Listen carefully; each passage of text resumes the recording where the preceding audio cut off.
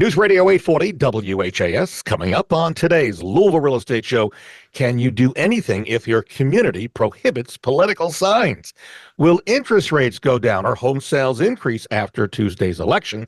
And are you prepared for cold weather and possible power outages? Hi, everybody. Bob Sokoler, owner of the Sokoler team, Remax Properties East. Thank you for joining us. We're here till the top of the hour, and we want to welcome to today's show Chuck Crosby. He's the owner of the Crosby Law Offices, and he does a great job at real estate closings, but he also can help you with wills, powers of attorney, foreclosure defense, commission of sales, and more. You can reach Chuck anytime at 499-6360.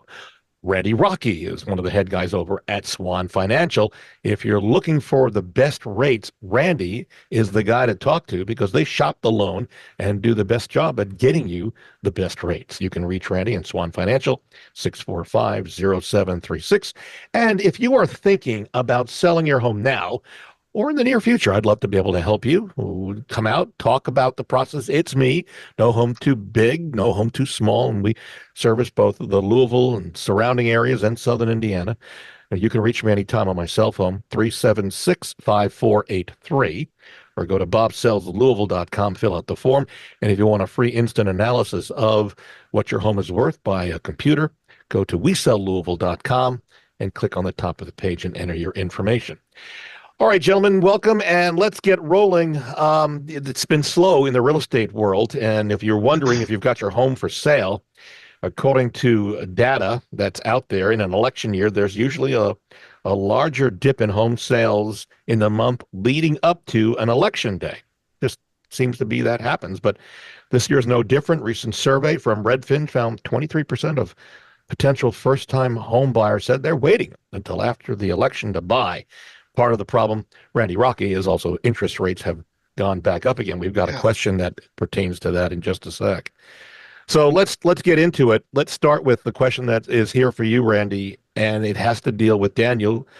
He sent us an email. He says, hey, you heard that interest rates went down. They went back up again. He's wondering if after the election, will rates go up or come down? And I know you don't have a crystal ball, but what are your thoughts?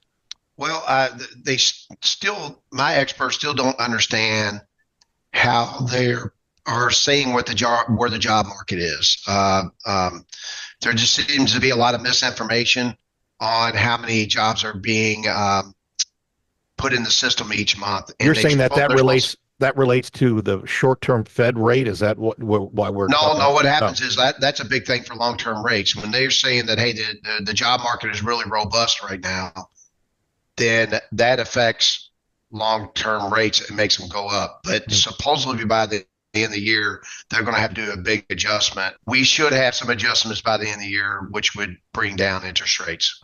Do we think it may happen sooner, like maybe right after the election this week? Will it happen? No, I think they're talking about by the end of the year, because then they're going to have to do the adjustments by the end of the year, and they're trying to prop up the job market right now and make it look really good. And that's what they're telling me. And they're pretty accurate on the period, which I've mentioned to you sometimes. Right. I know. Yes. Yeah. Okay. All right. Let's move over to Chuck Crosby at the Crosby Law Office. Joshua owns a home in Jefferson County in a subdivision that has some restrictive laws. You'll see there's a theme to the beginning of our show here. Among them, putting out signs supporting his potential candidate of choice. He wanted to put out a sign, but was told he'd be fined and sign removed. With only a couple of days left, he's wondering, should he put the signs out and fight the fines in court? And Chuck, there's some legislation that's out about this, correct? Yeah, there's some new statute out there. I pulled it up here. Let me see if I can't read the appropriate part. It became effective June 29 of 23. Mm-hmm. And it says the governing documents of an association shall not prohibit the outdoor display of political yard signs by an owner or resident on the owner's or resident's property. Signs shall be displayed no earlier than 30 days before special primary regular election, no later than 7 days after that election, unless a longer time period is provided by local ordinance. Governing documents may include reasonable rules and regulations regarding the placement, size, and manner of display. So first thing that tells me is there's at least some ambiguity, okay? Mm-hmm. Think about it. If you own a house on a lot in a subdivision Well, that makes sense. What if it's in a condo? What if it's, the townhomes that are technically a condo? Mhm. That front lawn is not your lawn. Mhm. It's common area. So where is yours? Where isn't it? So I don't know. Does he live in a condo? Does he live in a subdivision with actual lots? So that would be the first thing I'd think about. The second thing is I have not heard anybody discuss any actions that have taken place based on this statute. There may be, but I haven't heard about it. And I talked to a few guys who generally are involved in that kind of thing. So I don't know how it would roll out. First thought I have is if they're going to fine you and we're only a couple days away, think about the attorney's fees you're going to have to pay to fight it. You may win, but you may not be entitled to those attorney's fees. So how important is it for you? Other ambiguities, exactly, it can be a sign that big. Yeah, I'm just thinking of different ways they can regulate it because they can regulate size and appearance. It can only be blue, not red.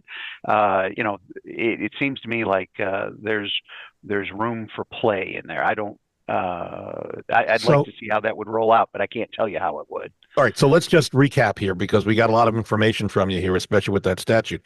So are you suggesting at this point that our listeners, if they want, put the sign out in their yard, or if they own a condo, well, maybe, now, Bob, that would be giving legal advice over the air to an unknown demographic. All right, then I stand corrected. Okay, can't do that. What I can say is that if it were me, I'm, I've got a statute here, but I live in a condo. Okay. Yeah, right, but it looks like a townhome. So my front lawn, what I call my front lawn, is not my front lawn. Yeah. It's everybody's front lawn. It's a common area. Yeah. So the statute specifically says on that owner's property. So I don't know that it would work in my neighborhood. Yeah. So you're a condo, so that's separate. So this Joshua seems to is living in a homeowner association. Yeah. If he lives in, say, Lake Forest. Yeah. Okay. Well, those are lotted. Those are little plots of land that you actually have fee simple ownership of.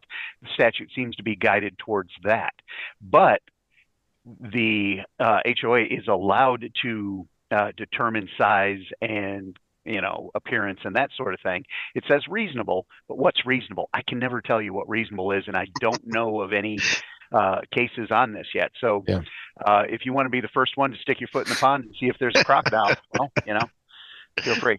Joshua, good luck on that.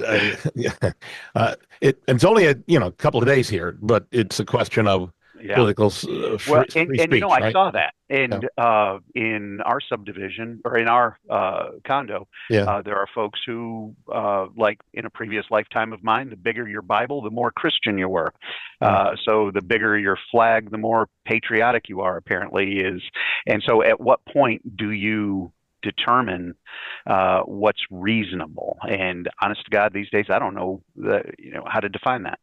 Yeah, I don't think there's an answer that we're going to be able to come up with, but at least we've posed the question. We've got the legality of the legal side of it in tow. So thank you, Chuck, on that. And Joshua, we wish you the best of luck. Let us know how that turns out. A reminder, you can actually see as well as hear a replay of this show by going to LouisvilleAnswers.com. That's LouisvilleAnswers.com. That's a redirect to our YouTube channel. Also, you can read our reviews if you're thinking about it while you're online or on your phone. Go to LouisvilleZillow.com or LouisvilleGoogle.com. We're proud of our reviews. Coming up a little later, are you prepared for the next big power outage? And we've got tips for you coming up in just a short while. Back over to Randy Rocky at Swan Financial. David says he listens to our show all the time. Randy, he says in this email, he's never heard us talk about what credit qualifications a lender requires for a mortgage. That's kind of interesting. I think we've hinted at it, but I think it's important. What are the credit qualifications that we should be looking at if we're looking for a mortgage? Well, thank you, David, for listening to us. Yeah. So we're, 580, 580 score and above, or a no score, I can usually get you a loan if certain things are followed, like you're paying rent or you don't have a major collection. If not, there are ways for us to put a game plan together to get you into a home. So I would not give up on it. And, I just had this discussion yesterday. Not only is it good to get your credit score at a reasonable level for a house, but it's also doing for car insurance. Mm-hmm. So instant gratification will happen if you get a reasonable credit score, and it's really not that difficult to obtain. But So let's go a little deeper yeah, though, Randy. So yeah. David's asking, I think I'm interpreting what he's asking. So do you or the mortgage company look at, say, credit cards like American Express, MasterCard, Visa, and look for a payment? I take it credit cards are one thing, mortgage, if you've got an existing mortgage, what other sources are you looking at when you're evaluating somebody for a mortgage? So if you're particular on credit score, you want to keep your credit cards at 30% balance or less of what your maximum credit is being offered. So let's say you have a credit card that is $1,000. You're looking at $300. As far as other things, what you need to do is only if it really reports to the credit bureaus will it ever really show its ugly head in a good way or a bad way. Yeah. So, mostly that's just going to be credit cards. If you get into an election situation, that's a bad hit. Home loans, or if you have something where you do a personal loan. But that is car loans. So that is really what affects your credit score, and the amount of debt you have, the amount of maximum credit they allow. There's a formula we can use to put that together. But as far as a credit score, those are the major things that come up to give you that. No, you actually bring up a good point about 30% of the max value of your credit card. Keep it at that. I think that's really good information to know. Good stuff. All right. We're going to take a break, and when we come back, the bad weather coming. Are you prepared? We'll talk about some tips. Continuing with us after the top of this next couple of minutes, Randy Rocky, Swan Financial. They do a great job shopping your loan to get you the best rates. 6450736. Also, Chuck Crosby. He's the head guy over at the Crosby Law Offices. They do a phenomenal job for real estate closings, but they also do wills, very important, powers of attorney, foreclosure defense, commissioner sale. You can reach Chuck and the group over there at 499-6360. And if you're thinking of selling your home now or in the near future, which means next year or beyond, I'd love to help you. Free, no obligation. Call me, come out, we talk, and then come up with a plan. You can reach me anytime, 376-5483, or go to bobsellslouisville.com. Fill out that form and send it in. I'll get back to you. And go to wesellouisville.com. Click at the top of the page if you want a computer analysis almost instantly. We're back in a moment on News Radio 840 WHAS. News Radio 840 WHAS, Bob Sokoler, the Louisville Real Estate Show. Thank you for staying with us, folks. And thank you, Barbara Corcoran, for being a mentor and a friend. We love working with her. And you can see her on Shark Tank and also the reruns on, I think it's CNBC, where she's got the reruns. Staying with us till the top of the hour, Randy Rocky, Swan Financial. They do a great job at shopping the loan to get you the best rates. You can reach Randy, 6450736. Also, Chuck Crosby. He's the head guy over at the Crosby Law Office. Not only do they do a great job of getting your loan closed, and you can pick the closing attorney that you want. So I recommend Chuck Crosby. And he also does wills, which are important, powers of attorney, foreclosure defense, commissioner sale, and more. You can reach Chuck at 499-6360. And if you're thinking of selling your home now or even buying, I'd love to be able to help you. I have a team of agents that'll help you on the buy side. In terms of selling, you can reach me for free, no obligation numbers. We can talk in person. It's me. I come out and I work in both the Louisville area and surrounding area and also Southern Indiana. You can reach me 376-5483 or go to bobsellslouisville.com. This report got my attention that 9 out of 10 homes are not prepared for power failure, folks, from brownouts to extended outages, and who knows how bad the weather's going to be this year. So quick rundown of things to have on hand for power outages that could be coming after a storm. Emergency supplies were the first thing. Flashlights and batteries, okay, candles and matches, we get that. Portable phone chargers. I'm not talking about the cables, but power banks that you can buy, battery banks, and have them charged. Make sure they're charging and are charged. A first aid kit. Also, in terms of food and water, non-perishable food, canned goods, for example, snacks, freeze-dried meals. A water supply. You should have it enough on hand 3 days for each person in your family who stays at your house. In terms of communications, you may want to consider purchasing a battery-powered or hand-cranked radio. That's a thing of the past, but we might want to think about getting them. Emergency contact list, and also in terms of home safety, check on surge protectors for your valuable equipment, carbon monoxide detectors, that's important. And then how about alternative heating sources? Be careful, obviously, in running those indoors, but if it gets cold and you don't have power, they'll come in handy. And also during the summertime, think about portable fans, of course. And then, of course, create an emergency plan, conduct drills, and sign up for alerts. I've just done that recently. For example, go to Lens Alert. I signed up. It seems to be pretty good. They'll give you systems or updates through the Louisville Metro Emergency Services, and you can text Lens Alert, the word Lens Alert, all one word, to 67283. That might be of help for you to keep you up to date. All right, those are some of the tips. Let's go back to our questions, going over to Chuck Crosby and the Crosby Law Office. Megan says she has a new business of interior decorating, Chuck. She says in this email she recently worked with a couple who are planning on selling their home. She helped do a variety of services for them, including choosing colors for the house to be painted as they get ready to sell. And she says they never paid her. Megan says she has never done this before, but she wants to know, how do you put a lien on a house before it's sold? Chuck, what's your thoughts on that? You contact an attorney. You can do it yourself, and it's almost, it's a corollary to closings that sooner or later you're going to run into that ubiquitous drunken bricklayer who files a mechanic's lien the night before a closing. Okay, you run into that kind of stuff. Those things are invariably a pain, but don't necessarily always do what you're trying to do. There are hoops to jump through. There are time frames that have to occur. There are notices that have to be given. Reading the statute, unless you're used to reading statutes, you're really not going to get the full flow of what you have to do. So absolutely, call an attorney. Get a mechanic materialman's liens. There's all manner of liens along that line. But if you provide good services, whether there's a contract, not a contract, et cetera, there's a flow chart on how you are supposed to perfect that lien. An attorney is going to know how to do that. Yeah. I got a phone call last week from a builder who read it, and he's a good builder, and he was entitled to the money. And if he had just come to me, he would have had the mechanic's lien all squared away. But he did it himself, and he missed a step, and now nastiness is occurring. Now, one thing to keep in mind, a mechanic's lien has a life of 1 year. Okay, from when you place it to when it's sold. In that year's time, you're supposed to actually sue them for the amount of money they owe you. So you can't just file the lien and then expect that to do the trick. A year later, you don't have a lien anymore, even if you did do it correctly. So why you're not going to file the lawsuit yourself? So why not just go to the attorney who's going to file the lawsuit, have them do a mechanic's lien? Hey, presto, everything's good. Chuck, let me reverse this on you. So I hear if you're going to you want to file a lien, then you call an attorney, and I suspect you do this. Yeah. Right.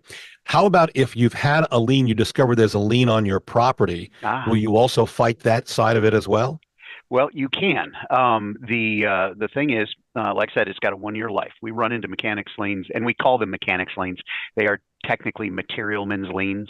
Okay, there are liens for mechanics. There are liens for, everybody from cobblers to, tailors. But a materialman's lien is what we're technically talking about. But everybody calls it a mechanic's lien. Anyhow, when you get one of those, it has a year of one life. So if it's a year old, and you just look to see if anybody filed a lawsuit. If they didn't file a lawsuit, then it's gone. If it is there, if it is proper, or if it's not proper, but it's still going to hold up a closing, a couple different ways to go about it. You can either sue them for slander of title, or you can bond the lien. There is a process by which you take out an insurance policy, and then the county clerk will take that insurance policy and bond over that lien. So there is a process. It's not cheap, but then again, it's usually cheaper than the alternative. We will give out Chuck Crosby's number in just a little bit, folks, because if you're either have a lien on your house or know about it or planning to file a lien, Chuck is the guy to talk to. A reminder, if you're thinking of selling your home, we have a free no obligation booklet. It has hundreds of useful tips. If you'd like a copy, just send me an email. It's free of charge. Bob at WeSellLouisville.com. Put selling tips in the subject line. I'll send it right out to you. Bob at WeSellLouisville.com. Over to Randy Rocky at Swan Financial. Brittany is wondering in this email that she sent us, and I realize, and hopefully Brittany knows that this is all going to depend on the price of the home, but she's wondering how much of a down payment is she going to need to buy her first home? So, Randy, there's a formula that we should be working off of, I suspect, right? Right, but you can go as little as 0% down on up. And if you get 3% contributions from the seller to help pay your closing costs on a lot of situations, I mean, you're going to be at net zero if you want to do that. As you go up, usually means your interest rate will go down. So there's less risk from the lender. So as you go up in down payment, your interest rate will lower. This is good information. So you can do zero down, but you're going to pay for it. I guess, is that with an FHA loan at that point?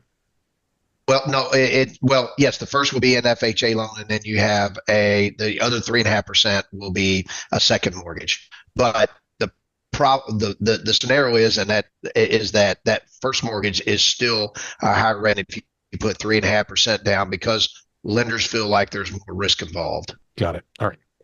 Chuck Crosby Law Office. We've talked about this. You hear me mention, folks, about Chuck doing wills.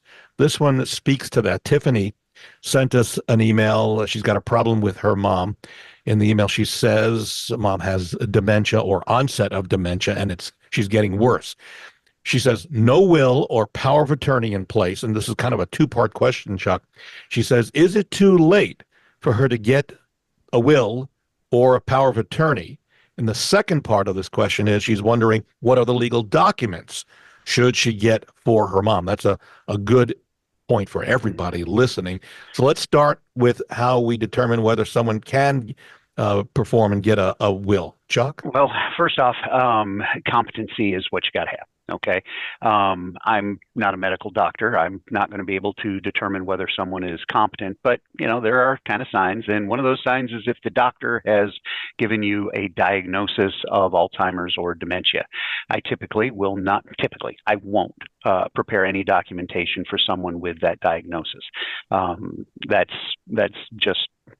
That seems to be a red line for me. Mm-hmm. Now, technically, you are presumed to be competent until adjudicated otherwise.